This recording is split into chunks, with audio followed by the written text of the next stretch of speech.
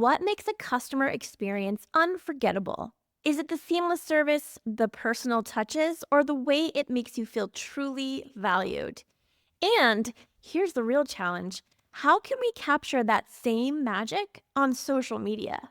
Today's guest, Bart Berkey, is an expert at creating those memorable moments. With a career that includes transforming customer experiences for over 20 years at none other than the Ritz Carlton, Bart understands luxury CX like few others. If you've ever wondered how to elevate your digital customer experience to a luxury level, this episode is for you.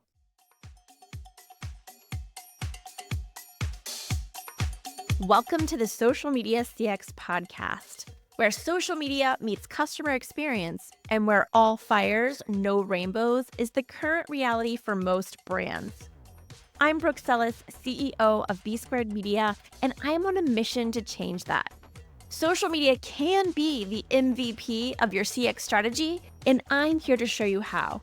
Each week, we'll tackle the challenges of social care head-on with candid interviews, real-world case studies, and actionable advice to turn your social channels into loyalty-building, revenue-driving dopamine machines. Whether you're managing customer complaints, trying to engage meaningfully, or just tired of missing DMs, this podcast is your guide to putting out the fires and building the rainbows.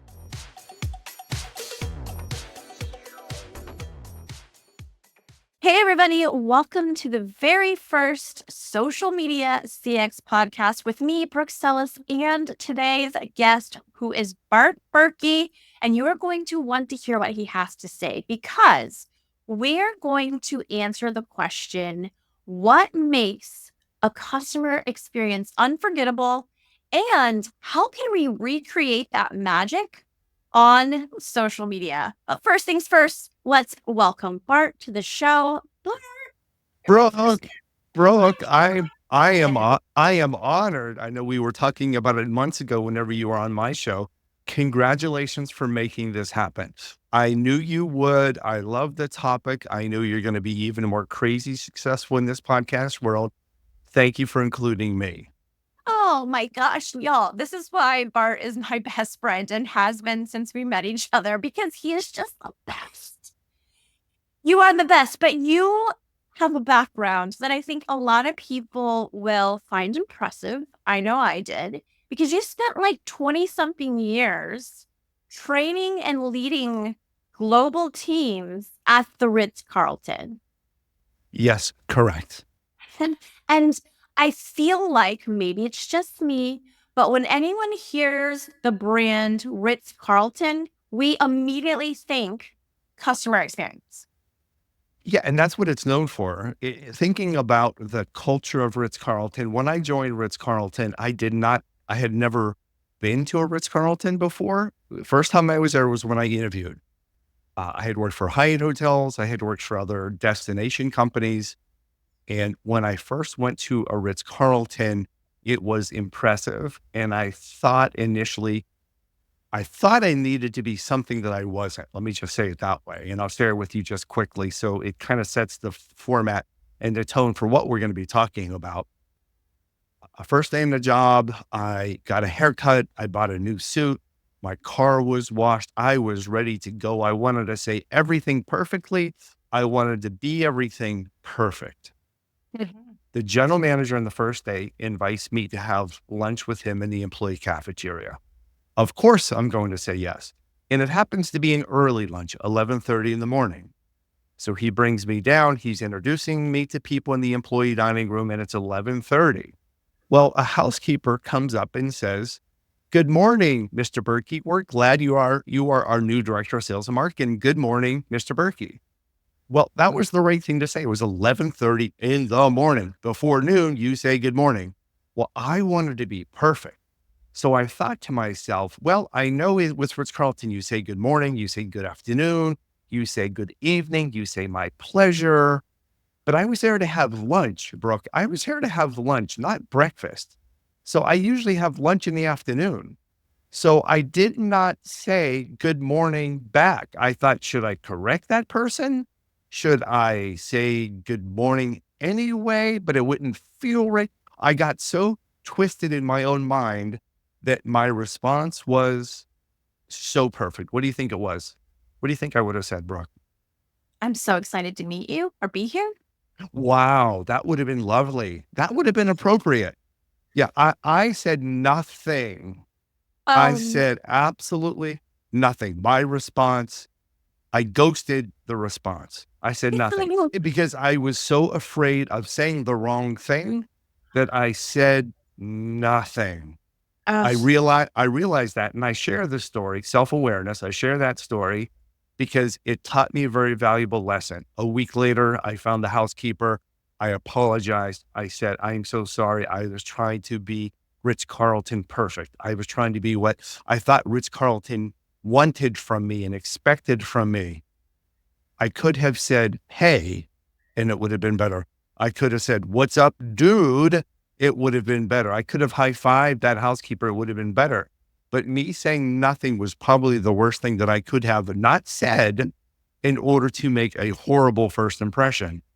But that set the tone for this, this area of authenticity, of being yourself. And if you yes. have the right heart to do the right thing for the right reasons, you want to give good service, you want to help others, then Ritz Carlton is the place and was the place properly for me.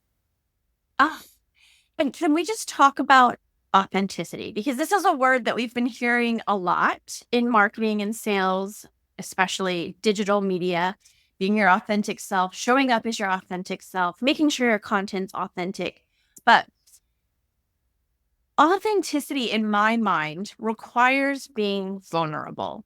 Mhm. And I think that's what people are missing when it comes to digital channels. So you're talking about service that's in person, but when we think about continuing that service to other places like online media, don't you Yeah. think that brands need to get comfortable with being uncomfortable or being vulnerable? Yeah, I think they don't need to be perfect. They don't need to appear to be perfect. Some of the most successful online digital ads that I've been seeing have been ones that you don't even know they're promoting a product. And it's Yes. rare. It is so rare, Brooke. Like I have to scroll down to the bottom to see, is it sponsored by someone? Is it in conjunction with someone? And there's Yeah. a few that I think are just brilliant. This one woman, she's an actress. I think she lives in Texas.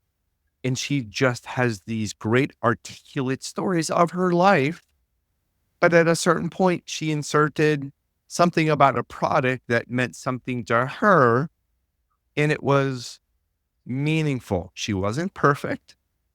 She was sweaty after a workout. She was in her car, but she was real. And that made me want to research the product even more. Mhm. That is authenticity that is not being seen. Okay, so I have a less of a softball for you. You Mhm. ready? Ready? What does luxury customer service mean to you, Bart?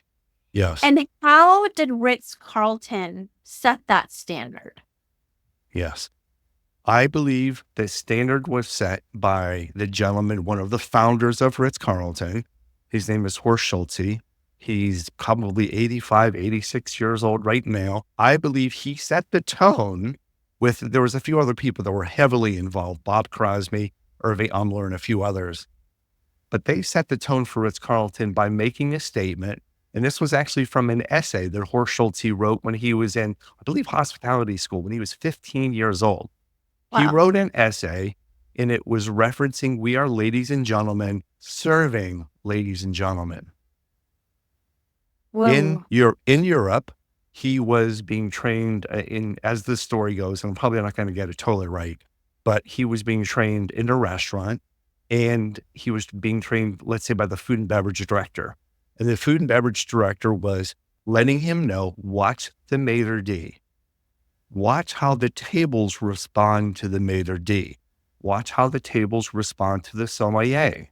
Watch how the table responds to a chef that is coming tableside.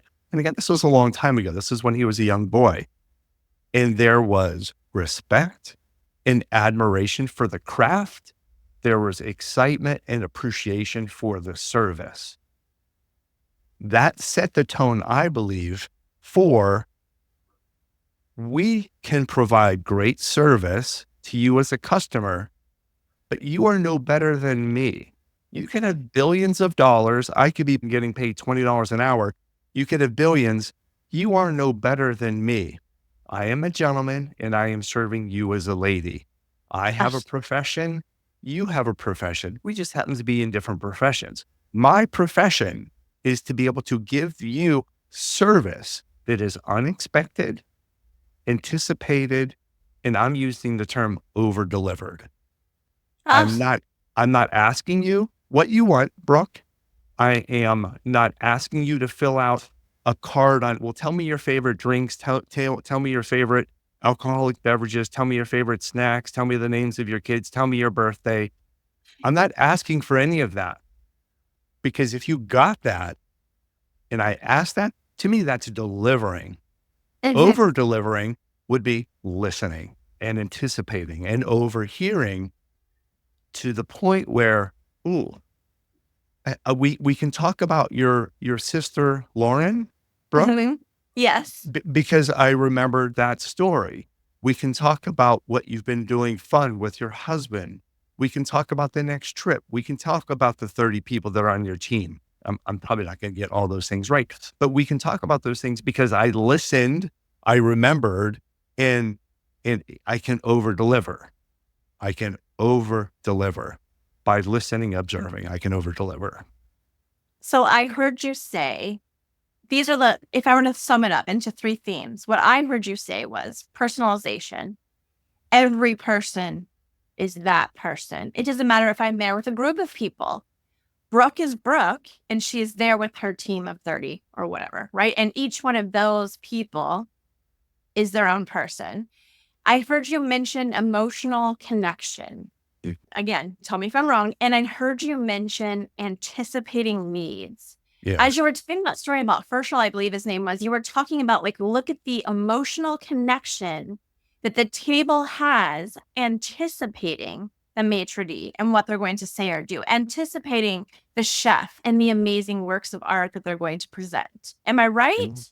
Yeah. Oh, absolutely. Yes. You are spot on. To me, that is what luxury service is. Personalization / customization. It is an emotional connection, and it is over delivering on what people cannot even imagine can be delivered to them. Yeah. That's it, through anticipation of needs. I love it. Hi, it's Brooke Sellis. Want to turn casual connections into raving fans? My Lost to Loyal newsletter is your go-to guide for mastering social media care and creating unforgettable customer experiences.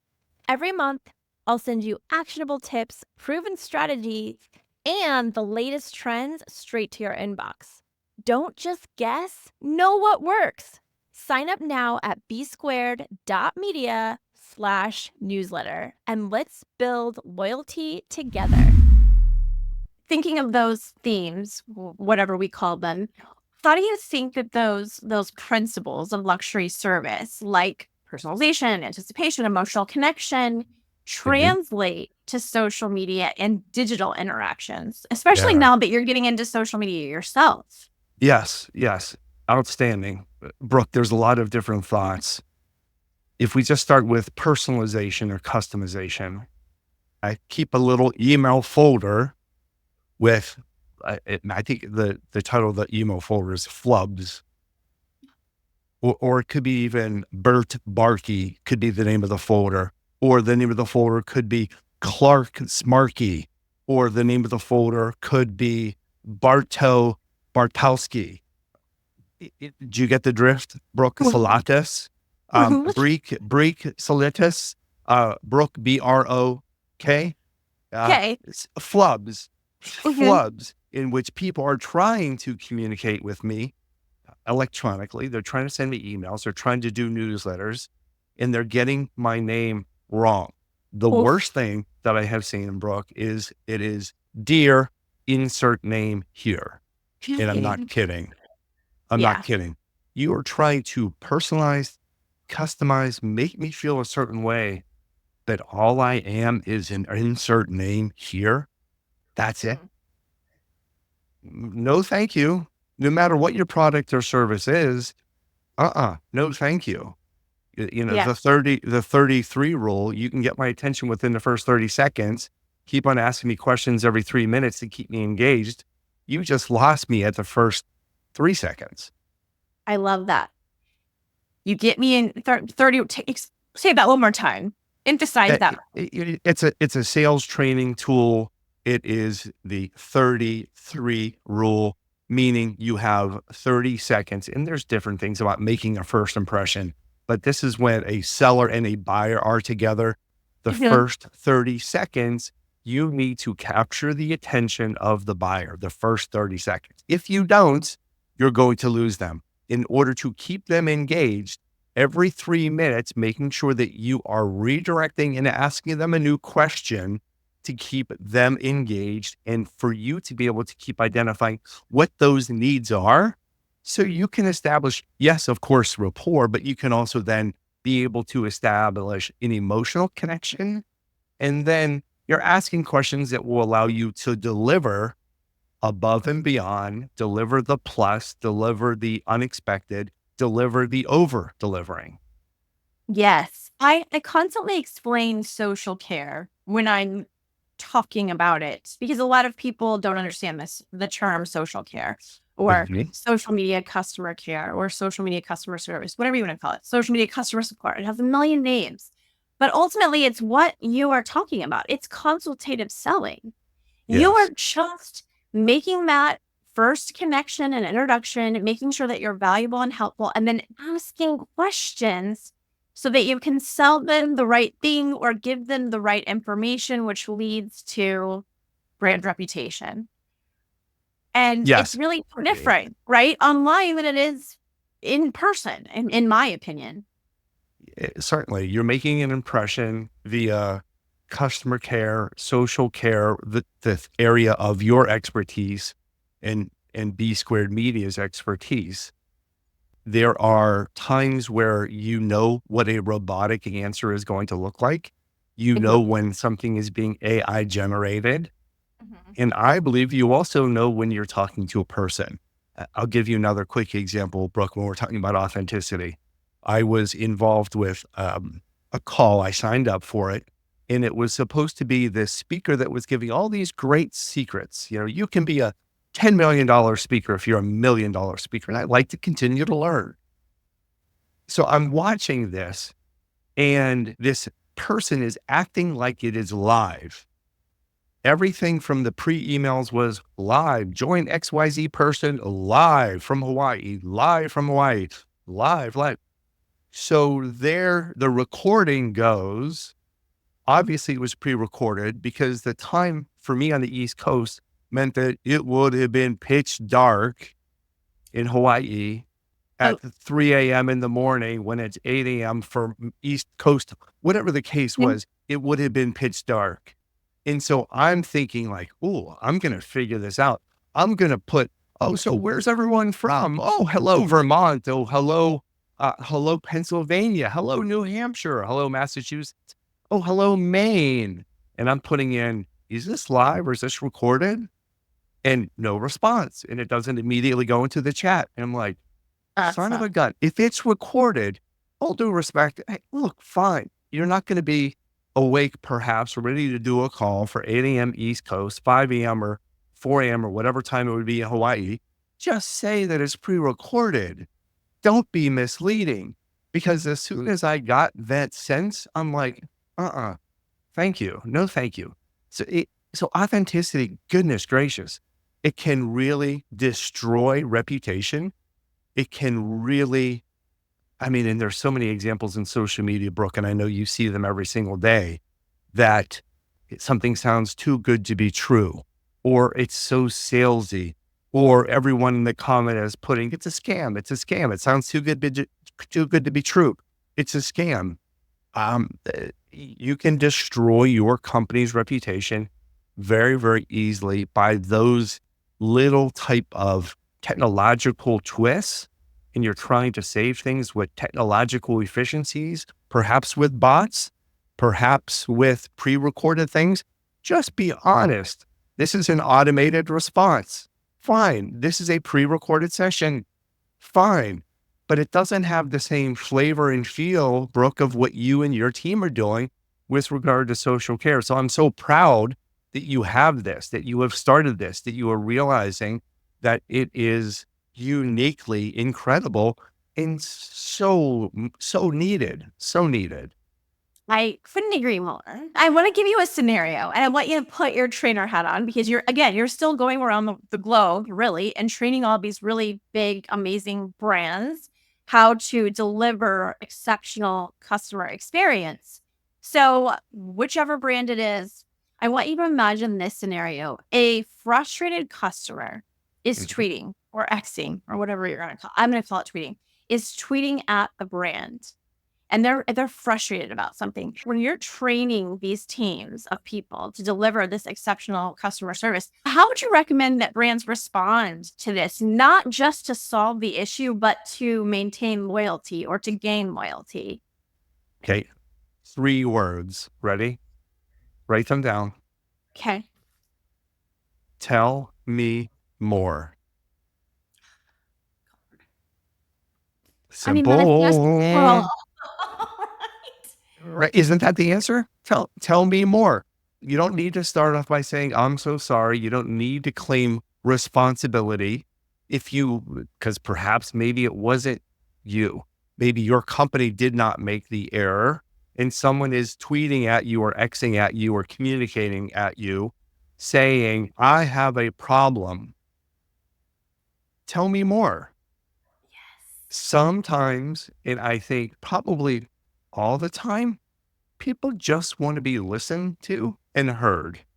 yes. I say that all the time. Isn't that part of the customer experience process in industry? People just want to be heard. Think about if I have a complaint and I dial up a number, or if I'm trying to reach any organization and all I get is a telephone prompt, dial 1 for accounting, dial 2 for human resources, dial 3 for whatever department, operations team, and you dial 1, and then it puts you into another prompt, and every single person happens to be not available to talk to you.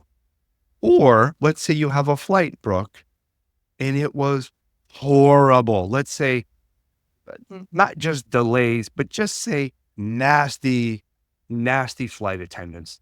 Bear with Mhm. me. Nasty gate agents. And someone sends you as soon as you land, tell us how we did. We want to know, how did we do? Tell us, how did we do? We always want to get better. How did we do? And the first couple of times, maybe you fill it out because you want people to know I was on flight XYZ from Dulles to Honolulu, and this is what happened. And I'm a luxury sales and service trainer, and I was appalled. Or you did phenomenal. Let me tell you about Chris, who sang happy birthday to an 80-year-old, first time flying that was there with his wife, blew me away, got the whole plane to saying happy birthday, right? Those things that I post about get 80,000 views. But I also need to share, if someone is asking me my opinion, I just want to be listened to. The first 3 times, if I had a negative experience that I thought I was giving them constructive information, I never heard back. I Yeah. never got a thank you for your response. I never got, we will work on that. I never got anything. Here's a $10 food and beverage credit for next time you try. Nothing. So what did I stop doing? I stopped telling them. And I try to be professional. I try to be kind over being right. I'm not going to blab about it, but boy, if you want to ask me offline about my experience with XYZ Airlines recently, I can just go on and on and on. I'm not going to air my dirty laundry publicly, but there's a lot of areas of improvement. People just want to be heard. How can I help you? Tell me more. I think that that's a very easy way of being able to do it. And if they are getting stuck with AI responses, I'm not a live person. Let me direct you to the website. Did that solve it for you? Thumbs up or thumbs no? No, it didn't solve it for me. I want to talk to a person. Yeah. Well, let me direct you to this website and this FAQ. Did it answer for you? Thumbs up or thumbs down? No, it didn't. Yeah. We cannot lose the human element of customer service. Service. Yes. Service. Yes. Ladies and gentlemen, serving other ladies and gentlemen. Yes. Thank you, Brooks Ellis. I was listening. What I hear you doing is creating a mini luxury checklist. This is how my mind works, y'all. So strap in or keep listening because this is how things are going to go. But I hear you creating a mini luxury checklist that any brand, no matter if they're luxury or not, can do. And part of what I have on this checklist so far, so tell me if I'm heading in the right direction, is quick responses, whether it's automated or not, but just be authentic about it. Like, hey, this is an automated response, but if you need a human, push this button and we'll get one to you. Yes. You need empathy. It's listening and understanding how that person feels. So if Bart has left 3 now surveys complaining each time, and we have not reached back out, not even to say thank you for your input, we are not doing a good job. We have to have empathy.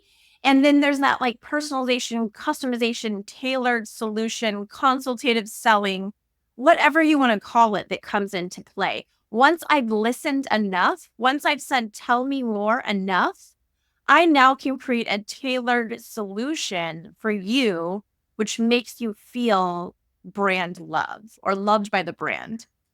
Feel. That was the operative word. Feel. If I do all of these things, I can make someone feel a certain way. I can offer them an experience and have them feel a certain way. If I choose not to do all of those things, I'm going to make them feel a very bad way.